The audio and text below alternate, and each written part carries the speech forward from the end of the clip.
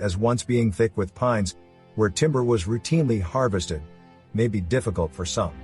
Sidney Robinson, however, traces his grandparents' arrival in the area back to the late 1930s and early 1940s. The greenery, is Redland and South Dade that we need to protect. It's so important so future generations can have what we have.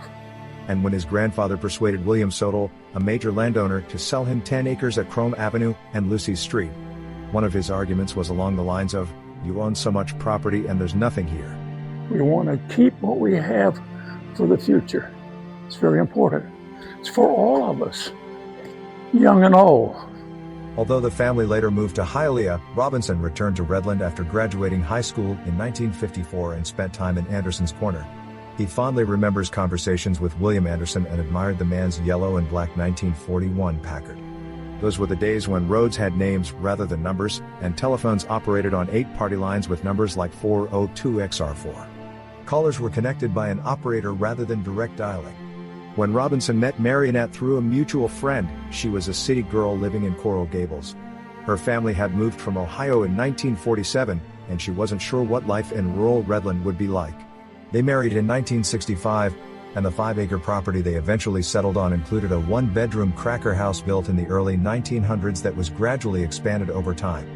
They easily recall the main grocery store in Homestead as the Food Fair, and what is now Winn-Dixie was then Table Supply.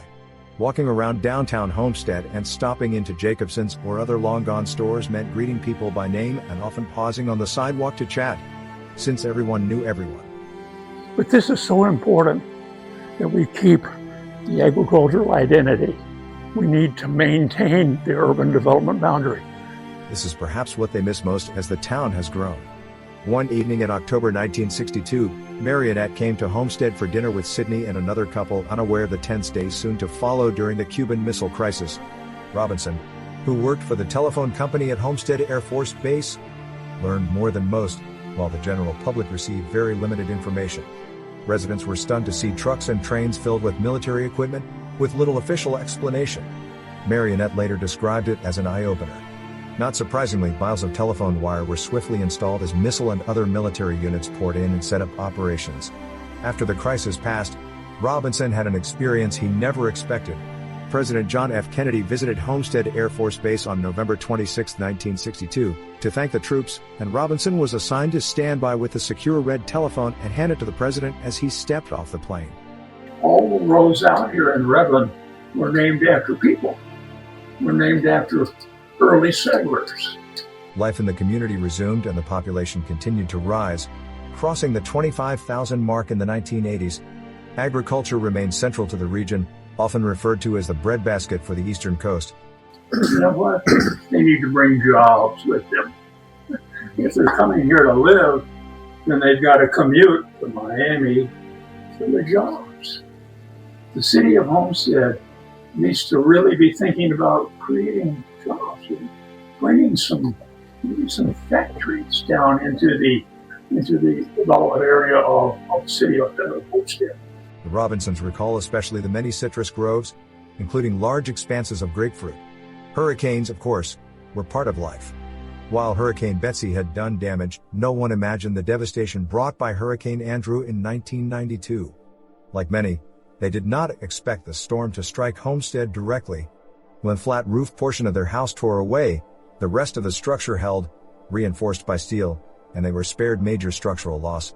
Trees were blown over, but neighbors helped right them as everyone endured weeks without electricity. Oddly enough, their telephones still worked, and their property became command central as one of the few working phone lines available. They eventually brought the phone outside to make it easier for people to use. The First Church of Christ, Scientist, where Robinson was a longtime member, was destroyed in the storm and later rebuilt through the support and donations of other churches. He remained a member until the congregation became too small to maintain the building. Although the property was eventually sold, he and others continued charitable work through their nonprofit. Faith, family, and community have always been central to the Robinsons' lives. Their daughter, who works in administration at Zoo Miami, has remained connected to the environment she grew up in and previously worked at the Fruit and Spice Park.